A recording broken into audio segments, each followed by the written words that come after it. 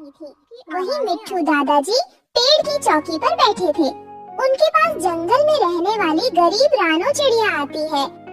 दादाजी, क्या सच है कि हमारे जंगल के पुराने मंदिर में खजाना छुपा है? हाँ बेटी, वह मंदिर राजा भोज के समय का है। वहाँ खजाना तो है, लेकिन जिसने भी उसे लेने की कोशिश की उसका अंत हमेशा बुरा हुआ है। क्या हम उसे खोज सकते हैं? बेटी, उस मंदिर की रखवाली एक अदृश्य शक्ति करती है। जो भी लालच करता है वह कभी वापस नहीं आता। अच्छे लोग भी वहाँ गए, लेकिन ये बात सुनकर रानो चिड़िया अपने घर चली जाती है। रानो चिड़िया का घर मिट्टी का था, जहाँ बिस्तर पर उसकी माँ बीमार लेटी हुई थी। वहीं रानो उदास और चिंतित बैठी हुई मन ही मन सोच रही थी, माँ की तबीयत बिगड़ती जा रही है। अगर मैं मंदिर का खजाना ले आऊँ तो माँ का इलाज करवा सकती हूँ, लेकिन क्या वह जगह सच में खतरनाक है? जो भी हो, मुझे यह रिस्क लेना ही होगा। मेरे पास कोई और चारा नहीं है।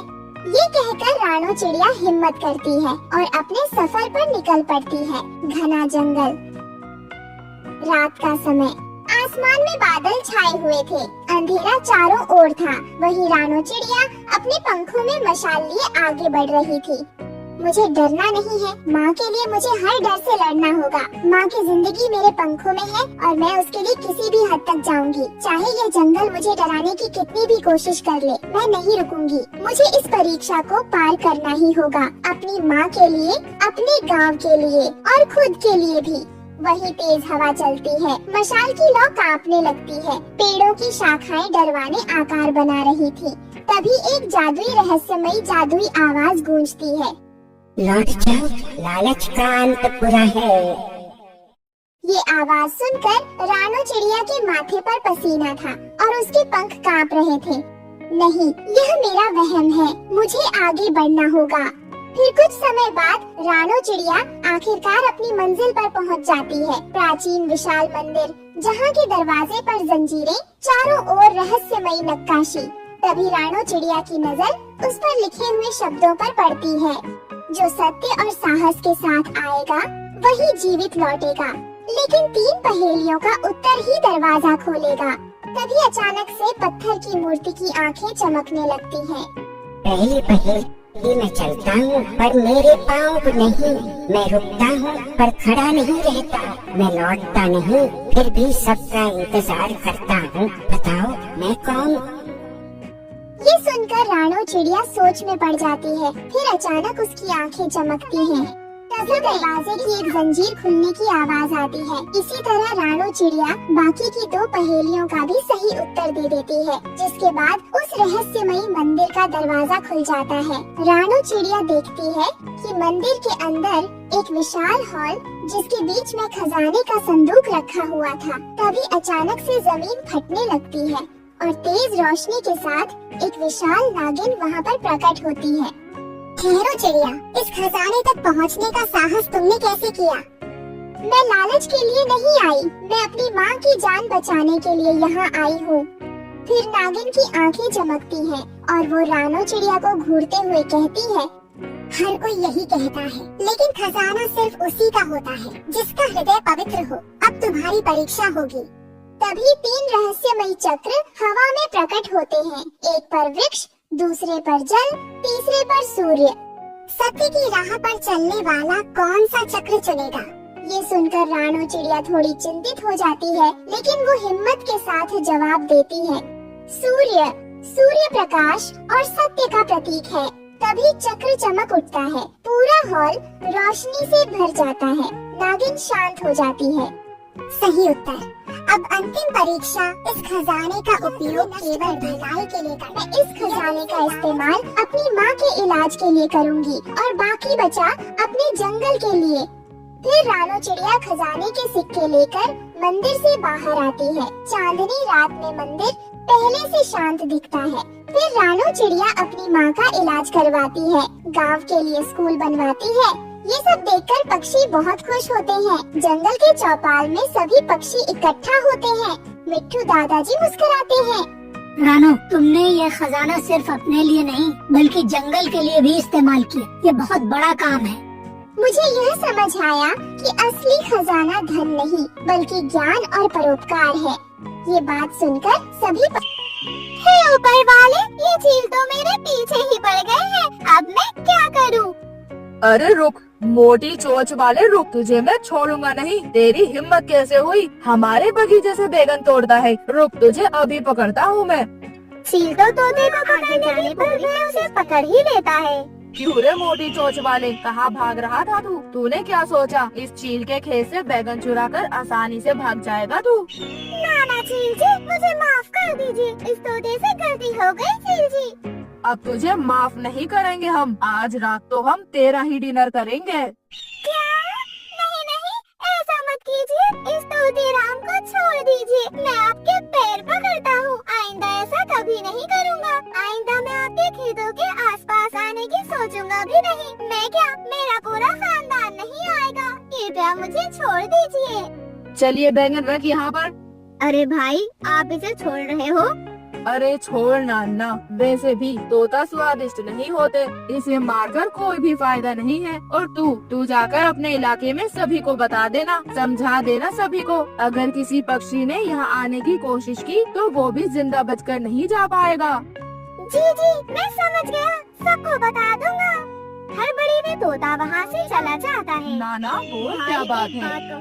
भाई जो भी हो, जंगल के पक्षियों में आपका खौफ कम हो गया है, वरना आज ये तोता यहाँ आने की हिम्मत नहीं करता। वहीं दूसरी तरफ तोता जंगल के सभी पक्षियों को बता रहा था। कबूतर उससे कहता है, अच्छा फिर क्या हुआ तोते भाई? अरे फिर क्या, फिर मैंने चीलों को देखने के बाद भी उनके सामने ही बैगन तोड़ लिया, और फिर मैं जो भागा हूँ तेजी से, फर, वे चील तो मुझे पकड़ ही नहीं पा रहे थे। मैंने उन चीलों को खूब भगाया है। तभी रानो चिड़िया कहती है, अरे वाह तोते भाई, आपने तो कमाल ही कर दिया, लेकिन बैगन कहाँ है? बैगन तो आपके पास है ही नहीं। वे बैगन कहाँ पर रह गए तोते भैया? अरे वो चील बहुत ज्यादा थक गए थे ना, तो मुझे उन पर दया आ गई और मैं वहाँ रुक गया। अरे बाप रे, फिर तो उन्होंने आपसे वो बैगन छीन ही लिया होगा।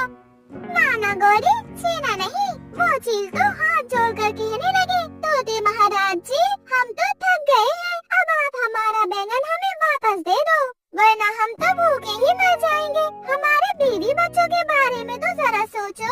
ऐसा कहकर वो चील दोनों मेरा पैर पकड़ने लगे, तो मुझे उन पर दया आ गई और मैंने वो बैगन उन्हें दे दिया। अरे धत, सारा का सारा मजा बेकार कर दिया। मुझे तो लगा तुमने उन चील को मारकर उनसे बैगन छीन लिया होगा। अरे बाप रे तोते भाई, आप तो बहुत माहिर हो। अगर हम में से कोई ये करता तो उन चीलों के हाथों मारा जाता। लेकिन दोस्तों, अब वे शिकारी चील चौकन्ना हो गए होंगे और हम उनके बगीचे से बैगन नहीं खा पाएंगे।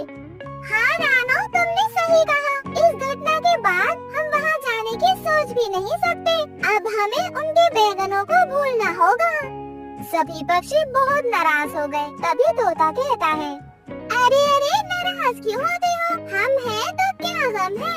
मतलब, अरे तुम्हारी बड़ी चौड़ाई, ये देखो बैगन का बीज। अरे लेकिन इस बैगन के बीज का हम क्या करेंगे तोते भाई? अरे बंटी भैया, इस बीज के बैगन से हम बैगन की खेती कर सकते हैं और फिर हम जितने चाहे उतने बैगन खा सकते हैं। लेकिन तोते भैया, एक बात बताइए, आप ये बीज यहाँ तक लेकर कैसे आए? अरे रानो, मिट्ठू नाम है मेरा, मिट्ठू। मैंने वहाँ बैठकर एक बैगन खा लिया था और उसका कुछ बीज अपनी इस बड़ी सी चोंच में छुपा लिया था। मैं तो दूसरा बैगन तोड़ रहा था। अरे वाह वाह तोते भैया, आपका तजुर्बा भैया। तो क्या हुआ रानो बहन? अरे रानो बहन, सब्र का फल मीठा होता है। सोचो, हम इसे अपने इलाके में उगाएंगे तो हमें किसी से डरने की क्या जरूरत है? हम जब चाहे तब बैगन खा सकते हैं। तो दोस्तों चलो, हम सब मिलकर इस बीज को बोते हैं और फिर सभी पक्षी मिलकर उस बीज को जंगल के बीचों बीच बोने लगते हैं और सभी पक्षी उसकी खूब देखभाल करते हैं। वो उसे रोज पानी देते हैं। कुछ दिनों के बाद बीज में से एक छोटा सा पौधा उगाता है और बाकी बीजों में से भी छोटे छोटे पौधे निकल आए थे। रानो चिड़िया और गौरी कवि दोनों मिलकर उन पौधों में खाद डाल रही थी। धीरे धीरे वे बैगन की फसल तैयार हो गई और बैगन भी बड़े बड़े हो गए। उसमें बैगन लग गए। अरे वाह, हमारी मेहनत तो रंग लाई है। चलो इसे तोड़ते हैं। अरे नहीं रुको, अभी ये कच्चे हैं। मेरे तजुर्बे के हिसाब से इन्हें इसे पकने के लिए कल तक का समय लगेगा। हम इन्हें कल तोड़ेंगे कल। ठीक है मिट्टू भैया, चलो दोस्तों हम कल आते हैं। हाँ ठीक है, इतने दिन रुक गए तो एक दिन और सही। और फिर सभी पक्षी अपने अपने घर लौट आते हैं। गोरी गोरी, मुझसे तो बैंगन खाने का इंतजार नहीं हो रहा। पता नहीं कब सुबह होगी और कब मैं उन बैंगनों को खाऊंगा। हाँ कालू जी, अब सो जाइए आप। आपके सपने में भी आज बैंगन ही आने वाले हैं। सुबह हो गई गोरी। अरे चलो गोरी, और कितनी देर लगाओगी? हाँ कालू जी चलो, कितने उतावले हुए जा रहे हो। तुम तो अपनी शादी में भी इतने उतावले नहीं थे। और फिर वो दोनों बैंगन के पेड़ों के पास आ जाते हैं। बाकी पक्षी वहाँ पर पहले से ही मौजूद थे। अरे क्या हुआ दोस्तों, आपने अभी तक बैंगन नहीं तोड़े? क्या हुआ दोस्तों, आपके मुंह क्यों लटके हुए हैं? अरे गौरी, आज तो बैंगन पकने वाले थे, पर क्या मतलब एक भी बैंगन नहीं है? कहाँ गए सारे बैंगन? अरे मतलब वो किसी ने चोरी कर लिए। कल जब हम यहाँ से चले गए थे तो रात में कोई आकर सारे बैंगन तोड़ कर ले गया। क्या? नहीं, ऐसा नहीं हो सकता। ये आप क्या कह रहे हैं? ये तो बड़ा बुरा हुआ है हमारे साथ। हमें उस चोर का पता लगाना होगा, लेकिन हमें कैसे पता चलेगा कि चोर कौन है? अरे दोस्तों, आप परेशान ना हो। ये देखो, यहाँ पर और भी बैंगन है और वह भी कल तक पक ही जाएंगे। तभी रानो चिड़िया कहती है, दोस्तों मतलब वो चोर आज रात भी आ सकता है। हमें आज रात उस पर नजर रखनी होगी।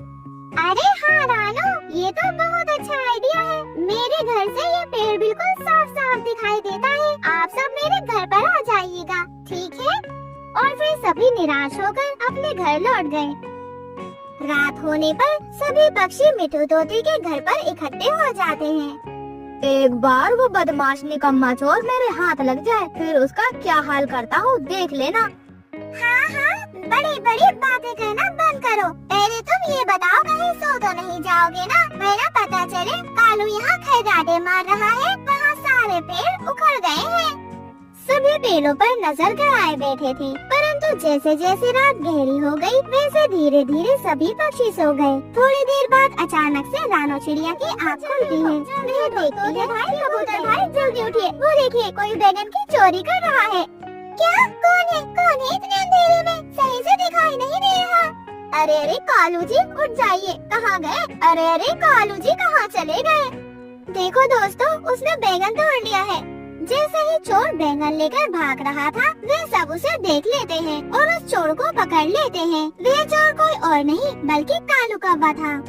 अरे ये तो कालू कौवा है। अरे लेकिन ये तो नींद में लग रहे हैं। लगता है ये कालू भाई नींद में ही बैंगन चुरा रहे हैं। कालू कौवे के पीछे जाने लगते हैं। कालू कौवा तो नींद में ही उड़कर एक पुराने पेड़ पर बैठ जाता है। वह उस पेड़ के खोल में उस बैंगन को डाल देता है।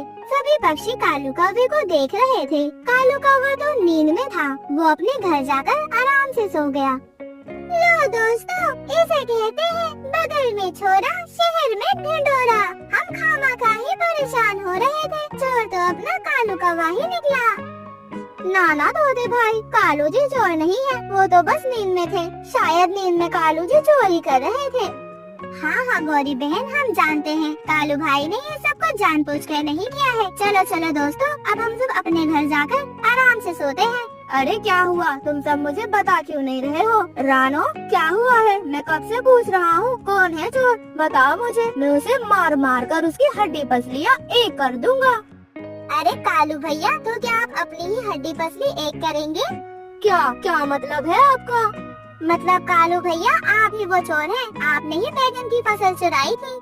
और फिर जंगल के सभी पक्षी कालू कौवे पर हंसने लगते हैं। ऐसे ही दिन बीतने लगे और मौसम बदलने पर शिकारियों के खेत में एक भी बैंगन नहीं लग रहा था। इस वजह से सारे शिकारी बहुत ज्यादा परेशान थे। अरे ये मेरा है। अरे छोड़ो, ये मेरा है, छोड़ो इसे। पहले मेरी इस पर नजर पड़ी थी। नहीं, पहले मैंने देखा है इसे, छोड़ दो इसे। अरे हम क्या करें? हमारे इन पेड़ों पर तो एक भी बैंगन नहीं लग रहा है और हमें कोई शिकारी भी नहीं मिल रहा। अन्ना सुन यार, जाकर पूरे जंगल में शिकार की तलाश कर। अगर कोई छोटा खरगोश मिल जाए तो उसे लेकर आ जाना। ठीक है भाई, ठीक है। और फिर वह चील उड़ते उड़ते छोटे पक्षियों के इलाके में आ गया। अरे पूरे जंगल में सूखा पड़ गया है क्या? और फिर वह चील थककर एक पेड़ पर बैठ जाता है। वह देखता है कि जंगल के पक्षी बैठकर बैगन खा रहे थे। अरे यहाँ पर बैगन की फसल कहाँ से आई? इस पूरे जंगल में बैगन के पेड़ तो सिर्फ हमारे पास ही हैं। अच्छा, इन पक्षियों ने बैगन उगाया है। ये पेड़ यहाँ है, ये बात तो बॉस को बतानी पड़ेगी। वो चील अपने इलाके में जाकर सभी चीलों को सारी बात बताता है। क्या उन पक्षियों की हिम्मत भी कैसे हुई बैगन के पेड़ उगाने की? उन्हें पता नहीं है इस जंगल में बैगन के पेड़ सिर्फ बुल्ला के पास होते हैं। चलो रे, अभी सब उसे सबक सिखा कर आते हैं। और फिर वह सारे शिकारी पक्षियों के इलाके में आ जाते हैं। उन चीलों ने जंगल के छोटे छोटे पक्षियों को घेर लिया। भागने की कोशिश भी मत करना जिद्दी पक्षियों, तुम्हारी हिम्मत भी कैसे हुई बैगन के पेड़ उगाने की?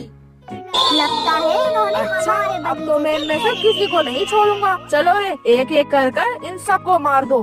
तभी मिठू तोता कहता है, अरे अरे चील भाई रुकिए, मेरी बात तो सुनिए। हमने आपके बीज नहीं चुराए हैं, वो बीज तो आपके अन्ना ने ही हमें दिए थे।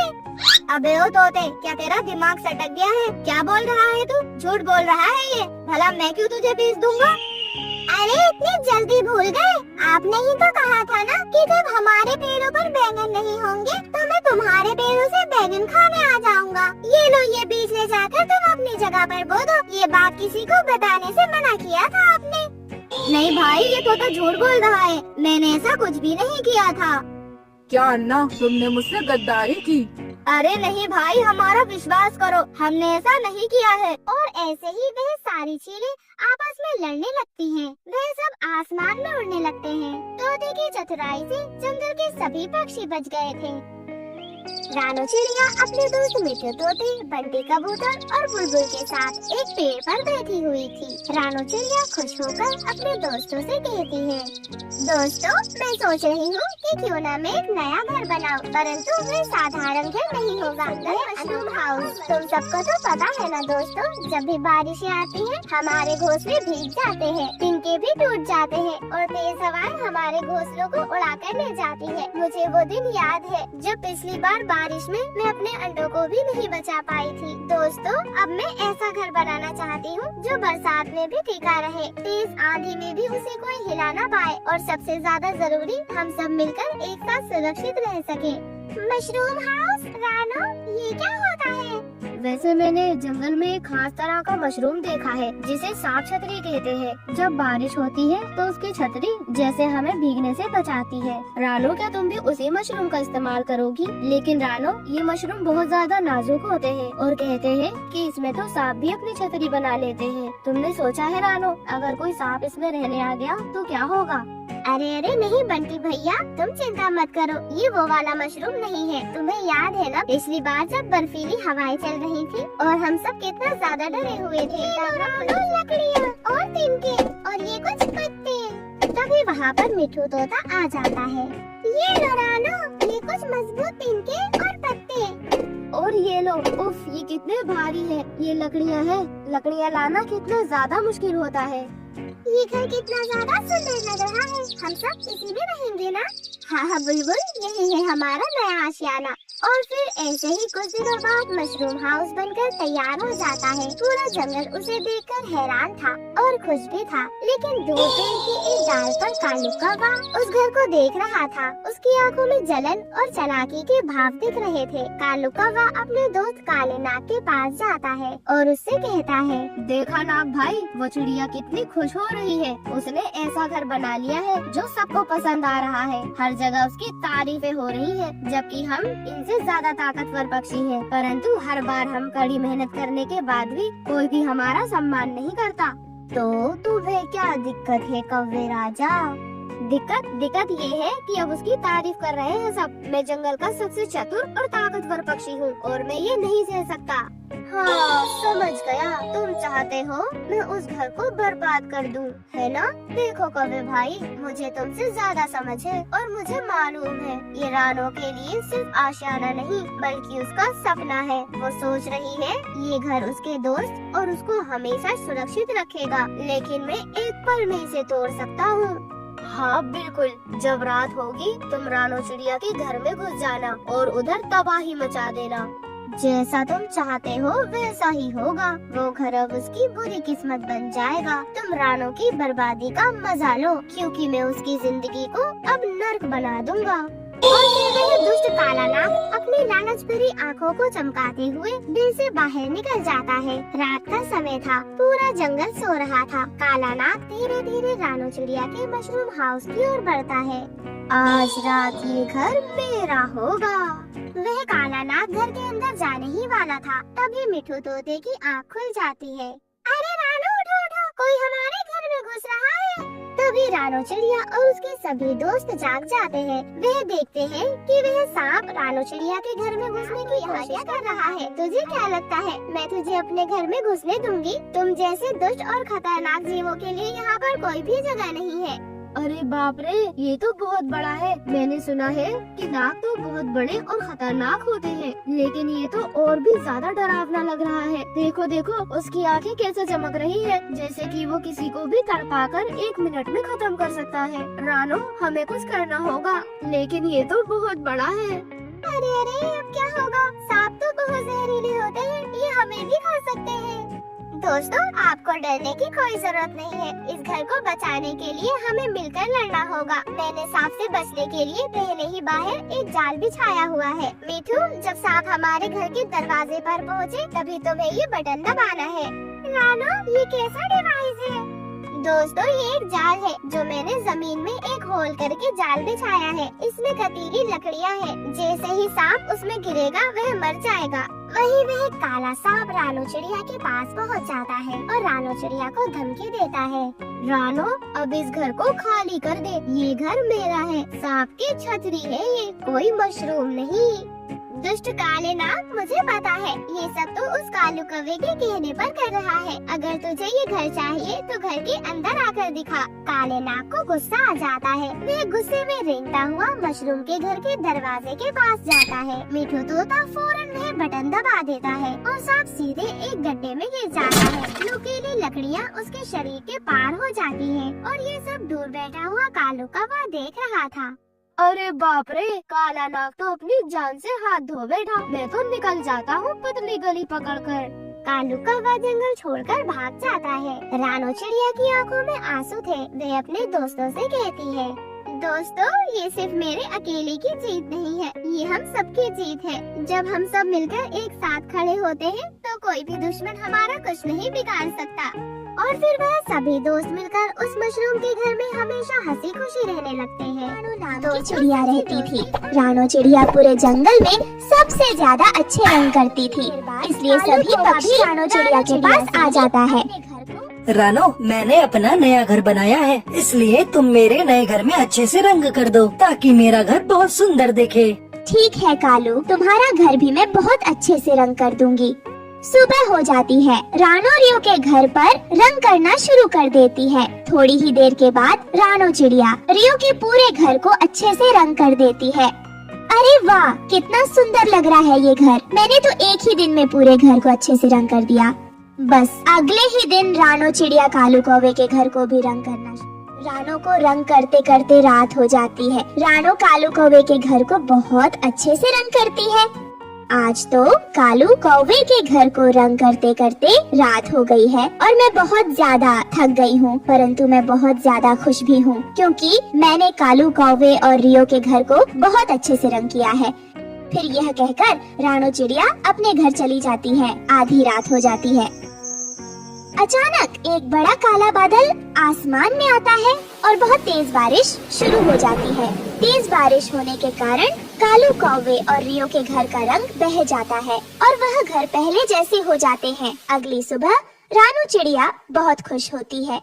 आज मौसम बहुत ही ज्यादा सुहाना लग रहा है, बिल्कुल वैसे जैसे बारिश होने के बाद होता है। बस रानो चिड़िया का यही कहना हुआ था कि कालू कौवा और रियो गुस्से में रानो चिड़िया के पास आते हैं। कालू कौवा और रियो, मैंने आप दोनों के घर को बहुत अच्छे से और बहुत मेहनत से रंगा है। यकीनन आपको बहुत अच्छा लगा होगा। रानो चिड़िया, मैं तो बहुत ही ज्यादा खुश था कि मैं अपने परिवार के साथ अपने नए घर में रहूंगा, परंतु तुमने तो मेरे घर में रंग ही नहीं करा। हाँ रानो, तुमने मेरे घर को भी रंग नहीं किया, जैसा था वैसा ही पड़ा है। ये आप दोनों क्या कह रहे हैं? इसका मतलब कल रात को जो मैंने बारिश का सपना देखा वो सपना नहीं सच था। कल रात को सच में बारिश हुई थी और बारिश की वजह से ही आप दोनों के घर का रंग बह गया है। अब मैं क्या करूं? कल रात को तो बहुत ही हल्की बारिश हुई थी और हल्की बारिशों की वजह से रंग बह नहीं सकता। मुझे तो लगता है तुमने मेरे घर को रंग किया ही नहीं, तुम झूठ बोल रही हो। कालू जी, आप मेरा यकीन करें, मैंने घर को बहुत अच्छे से रंग किया था। अच्छा, एक काम करें, आप मुझे घर लेके जाए, मैं आपको अभी दिखाती हूँ। फिर रानो चिड़िया और कालू कौवा रियो के घर के पास आते हैं और रानो कहती है, हाँ आप दोनों तो ठीक कह रहे हैं, बारिश के पानी की वजह से इस घर का रंग तो पूरी तरह से बह गया है। ऐसा लग रहा है मैंने रंग किया ही नहीं है। जो भी हो चिड़िया, परंतु वादे के मुताबिक हमारे घर को दोबारा से रंग करोगी। कालू, कौवे और रियो, बहन जी, मैं आप दोनों के घर को दोबारा से अच्छे से रंग कर दूंगी। बस आप नाराज मत हो मुझसे। बस इस तरह से 2 दिन गुजर जाते हैं। रानो चिड़िया ने दोबारा से कालू कौवे और रियो चिड़िया के घर को रंग कर दिया होता है। रानो, तुमने मेरे घर को बहुत अच्छे से रंग कर दिया है, मेरा दिल खुश कर दिया है तुमने। वाह वाह, मजा ही आ गया। बहुत ही सुंदर रंगा है तुमने मेरे घर को, बहुत ही सुंदर लग रहा है मेरा घर, मजा ही आ गया। बस फिर क्या था, कुछ ही देर बाद आसमान पर एक काला बादल आ जाता है और जंगल में फिर से तेज बारिश शुरू हो जाती है और फिर कालू के घर का रंग बह जाता है। हाय रे, ये क्या हो गया? मेरे घर का रंग तो फिर से बह गया। अरे ये इतनी तेज बारिश कैसे शुरू हो गई? पहले तो बादल भाई हम पक्षियों को बताकर बारिश करते थे, अब अचानक ये 2 दिनों से तेज बारिशें कैसे शुरू हो गई हैं? अब अचानक ये 2 दिनों से तेज बारिशें कैसे शुरू हो गई हैं? फिर कालू गुस्से में आता है और आकर रानो चिड़िया से कहता है, तुम दोबारा से मेरे घर को रंग करोगी, क्योंकि मेरे घर का रंग पूरी तरह से सूखा नहीं था और फिर से बारिश शुरू हो गई। इसी कारण तुम्हें दोबारा से मेरे घर को रंग करना पड़ेगा। आपने जितने पैसे इन घरों को रंगने के लिए दिए उससे ज्यादा तो मेरा नुकसान हो गया है और ऊपर से मेहनत अलग से किया आपके घर को रंगने में। चलो ठीक है, फिर भी मैं आपके घर को रंग कर दूंगी। चलो ठीक है, मैं अब रंग खरीदने जा रही हूँ। यह कहकर चिड़िया उदास मन से रंग खरीदने चली जाती है। कबूतर भाई, इस बारिश की वजह से मेरा तो बहुत नुकसान हो रहा है, लेकिन मैं अभी आपसे बहुत सारे रंगों की बाल्टियाँ खरीदने आई हूँ। वैसे आपका तो बहुत ज्यादा फायदा हो रहा होगा ना? हाँ, ये तो मेरा नसीब है। ये बादल किसी का नुकसान कर रहा है तो किसी का फायदा। बस इस तरह रानो चिड़िया जब भी किसी पक्षी के घर को रंग करती थी तो उससे थोड़ी ही देर के बाद तेज बारिशें शुरू हो जाती थी, जिसके कारण घरों के रंग पानी में बह जाता। रानो चिड़िया काफी ज्यादा परेशान हो गई थी। ये क्या हो रहा है हमारे जंगल में? हर 2 दिन के बाद बारिशें क्यों हो रही हैं? हम पक्षी तो अपने घरों का रंग करवा ही नहीं पा रहे हैं। हाँ, मैं तो बहुत ही परेशान हो गई हूँ इस बारिश से। बस बहुत हो गया। जितना मुनाफा मुझे साल में नहीं हुआ उससे ज्यादा नुकसान तो मुझे इस बारिश के कारण हो गया है। बस अब हमें जाकर बादल के सरदार से बात करनी ही पड़ेगी। ये बादल बिना बताए कभी भी जंगल में बारिशें कर देते हैं, जिस मेरा नुकसान हो जाता है, लेकिन अब मैं अपना नुकसान होने नहीं दूंगी। हाँ रानो चिड़िया, तुम ठीक कह रही हो, इससे तुम्हारा ही नहीं हम सभी पक्षी का नुकसान हो रहा है। चलो हम सब पक्षी तुम्हारे साथ जाकर बादलों के सरदार से पूछ ही लेते हैं ये बात। यह कहकर सभी पक्षी बादलों के सरदार के पास चले जाते हैं। अरे ओ पक्षियों, तुम सभी मेरे पास कैसे आए हो? क्या तुम्हारे जंगल में बारिशें नहीं हो रही? बस सरदार जी, बस अब आप इतने भोले भी मत बने जैसे कि आपको कुछ पता ही नहीं है। आप हर 2 दिन के बाद जंगल में बारिशें करवा देते हैं, जिस कारण मेरे बहुत नुकसान हो रहे हैं। अरे नहीं नहीं रानो बहन, मैंने तो 1 साल से किसी भी बादल को तुम्हारे जंगल में बारिश करने को नहीं कहा है। जी बस अब इतना भी झूठ मत बोलो। आपका एक बादल बबलू जो हर 2 दिन के बाद हमारे जंगल में बारिशें कर देता है। मेरा यकीन करो, मुझे इस बात का पता नहीं है। रुको, मैं अभी बबलू बादल को बुलाता हूँ। फिर सरदार बादल तुरंत बबलू बादल को बुलाता है और बबलू बादल वहाँ आ जाता है। ये तुम क्या कर रहे हो बबलू बादल? तुम हर 2 दिन के बाद रानो चिड़िया के जंगल में बारिश क्यों कर रहे हो? अरे नहीं नहीं सरदार जी, ये पक्षी झूठ बोल रहे हैं। मुझसे झूठ मत कहना बबलू बादल, मुझे अब सच सच बताओ, आखिर ये क्या माजरा है?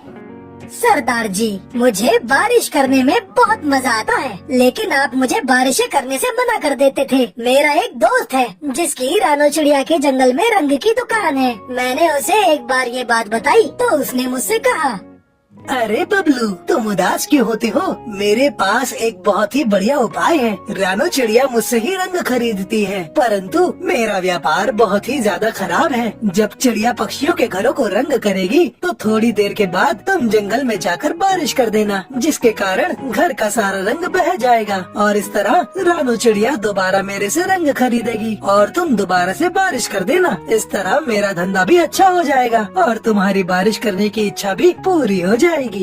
बबलू बादल, ये तुमने अच्छा नहीं किया, चले जाओ यहाँ से। आज से तुम्हारा और हमारा कोई रिश्ता नहीं। सरदार जी, मुझे माफ कर दे, मैं आपको छोड़कर कहाँ जाऊँगा। अब बिना बताए तुम्हारे जंगल में कभी बारिश नहीं करूँगा। बस फिर सभी पक्षी गुस्से में कबूतर के पास चले जाते हैं। अरे वाह, आज सभी पक्षी एक साथ आए हो। बोलो बोलो चिड़िया, तुम्हें कितनी रंग की बाल्टियाँ चाहिए? बस करो कबूतर, हमें सब कुछ पता चल गया है। ये जो हमारे जंगल में हर 2 दिन के बाद बारिश शुरू हो जाती है, इसके पीछे तुम्हारा ही हाथ है। हाँ लालची कबूतर, तुम्हें अपना ये धंधा बंद करना होगा, वरना हम तुम्हें अपने जंगल से बाहर निकाल देंगे। रानो, मुझे माफ कर दो, मैं लालच में आ गया था। मैं आज के बाद ऐसा कुछ भी नहीं करूँगा। बस आप मुझे जंगल से मत निकालें और मेरा धंधा भी बंद मत कराएं। आप सभी के नुकसान की भरपाई मैं कर दूंगा। बस अब फिर सब कुछ अच्छा हो जाता है। रानो चिड़िया सभी पक्षियों के घर में सुंदर सुंदर रंग करती है। के लिए हमारे चैनल टूनी टून स्टोरीज टीवी को सब्सक्राइब करें।